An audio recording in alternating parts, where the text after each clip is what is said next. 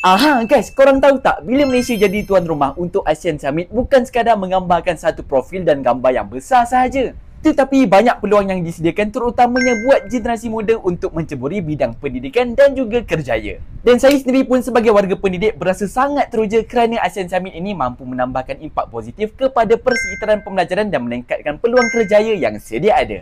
Contoh mudah, kalau ada catering adalah pelayannya, adalah petugasnya. Kalau ada konsert adalah yang in charge bahagian backstage, media, teknikal dan sebagainya. Begitu jugalah dengan ASEAN Summit ni. Dengan fokusnya untuk meningkatkan kemahiran belia, meningkatkan mobiliti tenaga kerja serantau dan memastikan belia bersedia untuk menempuh kerjaya pada masa hadapan.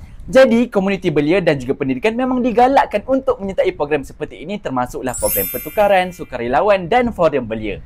Jadi, segala peluang yang disediakan dapat dimanfaatkan sehabis baik dan bukan sekadar belajar semata-mata. Jadi, sepanjang ASEAN Summit ini berlangsung, Kuala Lumpur akan menjadi pusat tumpuan yang cukup popular dan cukup masyhur. Sebab confirm lah akan ada banyak delegasi antarabangsa, media, acara sisipan dan lain-lain. Jadi, PDPR ataupun proses pengajaran dan pembelajaran di rumah ini akan berlangsung daripada 23 sehingga 29 Oktober 2025 disebabkan faktor keselamatan dan juga lencongan jalan. Jadi untuk golongan belia, bolehlah jadi volunteer, kru acara ataupun penyampai maklumat di media sosial ataupun menjadi mata dan juga telinga untuk event besar seperti ini. Jadi waktu nak minta kerja nanti, bertambahlah peluang untuk berjaya.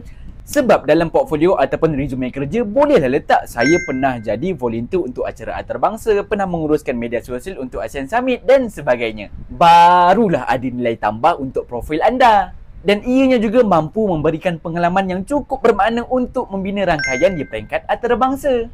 Contohnya, bila banyak delegasi antarabangsa datang, maka belia pun boleh bertukar pandangan dan pendapat tentang trend kerjaya terkini. Jadi, untuk siapa yang masih student, fresh grade ataupun yang nak masuk dalam bidang pendidikan, nampak tak peluang yang disediakan dalam ASEAN Summit ni? Cuba komen dekat bawah, saya nak jadi pengurus media sosial untuk ASEAN Summit ke, volunteer ke, kru teknikal ke, untuk acara besar macam ni. Oh, satu lagi, jangan lupa tag kawan korang. Okey dok.